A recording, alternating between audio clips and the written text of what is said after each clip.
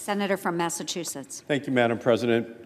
Madam President, I want to thank all of my colleagues, led by Senator Cantwell, for joining me on the floor this afternoon. We are speaking on behalf of millions of our constituents and the tens of millions of Americans who support a free and open Internet. And I am proud to come to the floor to discuss an issue of national importance to both our economy and our democracy, net neutrality.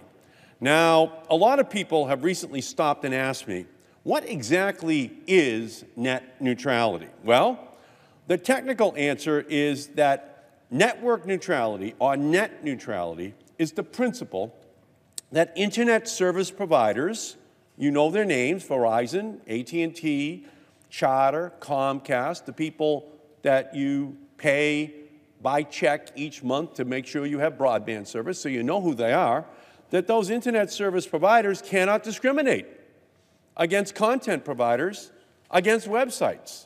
But the simpler explanation is this: no one owns the Internet. Everyone can use the Internet. Anyone can improve the Internet. But that will not be the case if the Trump administration, Ajit Pai, the chairman, and Republicans have their way. They want to get rid of the Federal Communications Commission's net neutrality rules so that the ISPs, the Internet service providers, can indiscriminately charge more for Internet fast lanes, slow down websites, block websites, make it harder and maybe even impossible for inventors, entrepreneurs, and small businesses, the lifeblood of the American economy, to connect to the Internet.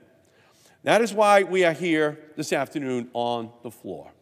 And it's why supporters of a free and open Internet are vigorously opposed to this politically craven attempt to weaken the principle of net neutrality that has allowed the Internet to flourish.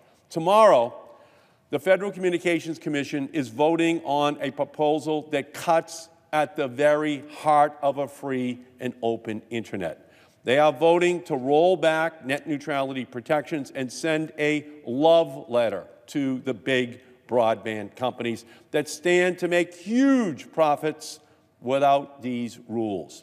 So what are Chairman Pai and his broadband buddies really trying to do? Well, the first thing they would do is gut the rule against blocking. So what does that mean? Well, it means that an Internet service provider could block any website it wants. That includes a website of a competing service or a website with a contrary political view, whatever they want. Second, Chairman Pai would gut the rule against throttling. So what does that mean? Well, it means that the Internet service provider could slow down any website it wants. And third, Chairman Pai would gut the rule banning paid prioritization.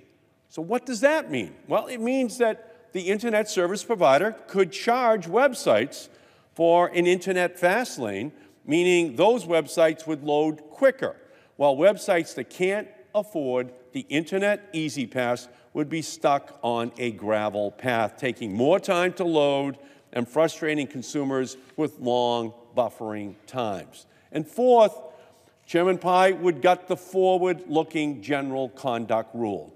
And what does that mean? Well, the general conduct rule would protect consumers from harms such as data caps and other discriminatory behavior that ISPs think of in the coming months or years ahead.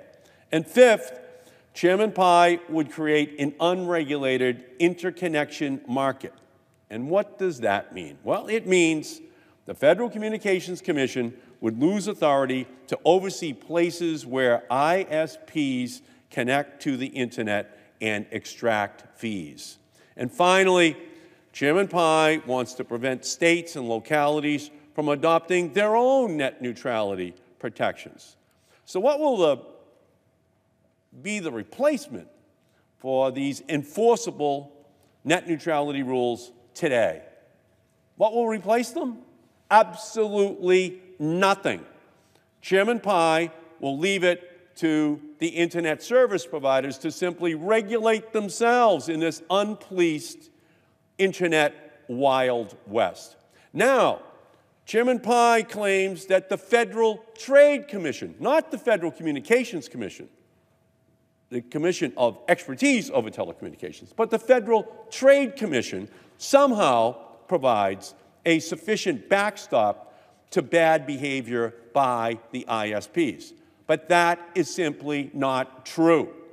Under the Federal Trade Commission, the big broadband barons would establish their own net neutrality policies. That's like letting the bullies develop their own playground rules. And if the ISP wants to block websites, slow down competitors' websites, charge innovators and entrepreneurs to reach their customers, they will be free to do so. And that's because the Federal Trade Commission can only step in if a broadband provider violates its own net neutrality policies. That is, the policy created by the broadband company itself. But if an internet service provider has a written policy that charges websites for internet fast lanes, there's nothing the Federal Trade Commission can do about it. That is ridiculous, and it is wrong. Allowing the broadband industry to set their own net neutrality protections is like letting the fox guard the henhouse. Okay, so the Federal Trade Commission oversight will not work. Chairman Pai also claims that he has another solution. It's called transparency. He argues that if ISPs are transparent about their net neutrality practices, consumers and businesses can simply choose to use a broadband provider with the net neutrality practices that best suits them. But what good is transparency when most Americans have little or no choice for high-speed broadband access? Consider this: 62% of Americans have only one choice for high-speed fixed broadband. That's right. Nearly two-thirds of the country has only one choice who they can purchase broadband from.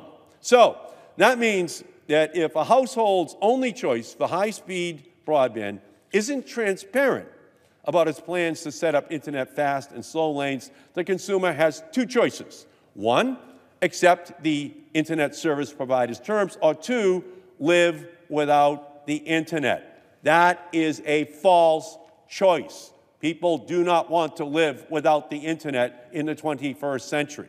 So now, Chairman Pai also claims internet service providers actually support net neutrality, but just not the open internet order under which we're living today. That's like saying you support democracy, but not the Constitution. It's like saying you like math, but you hate numbers. It makes no sense. The broadband barons have been fighting for years, both at the Federal Communications Commission and in the courts, to block net neutrality rules. It is crystal clear and has been for years. The broadband companies are deeply opposed to net neutrality because they want to drive up their profits by setting up internet fast and slow lanes and charging consumers more for less. It's a simple formula. Chairman Pai also claims that broadband investment has been discouraged by the open internet order. That is false. Investment in our broadband infrastructure is stronger than ever. And with the deployment of 5G technologies on the horizon, we can expect this strong investment to continue.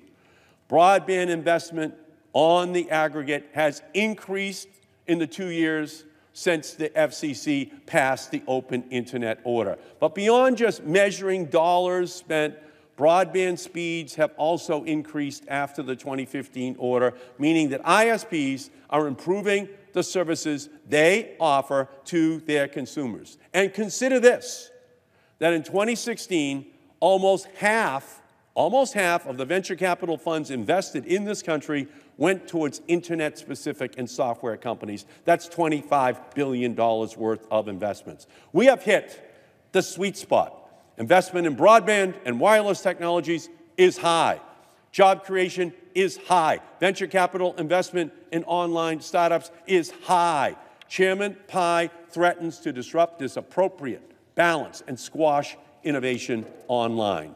It is clear that Americans do not want what the FCC is proposing. It seems like the only supporters of this plan is the broadband industry. If Chairman Pai and his Republican colleagues turn a deaf ear to millions of Americans standing up for net neutrality and approve their plan tomorrow, we will continue this fight elsewhere. When the Obama-era rules were challenged by the Internet service providers in 2015, I led a congressional amicus brief with Congresswoman Eshoo in support of the rules. Congresswoman Eshoo and I plan to do the same thing this time and lead an amicus brief in defense of net neutrality.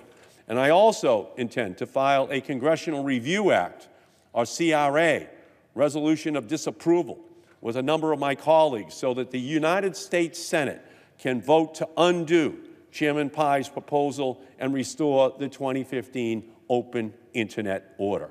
The Trump administration is waging an all-out assault on our core protections: DACA, the Affordable Care Act, the Paris Climate Accord, the Clean Power Plan, and now Trump's Federal Communications Commission has put net neutrality in its sights.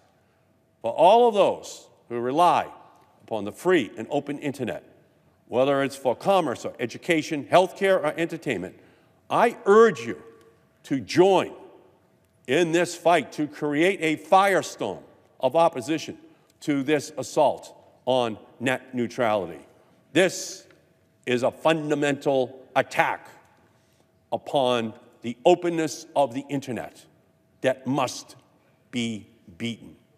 And we must now form that army of ordinary Americans as the voices that will fight the lobbyists and the special interests in this city that want to shut down net neutrality forever. Thank you, Madam President, and I yield back.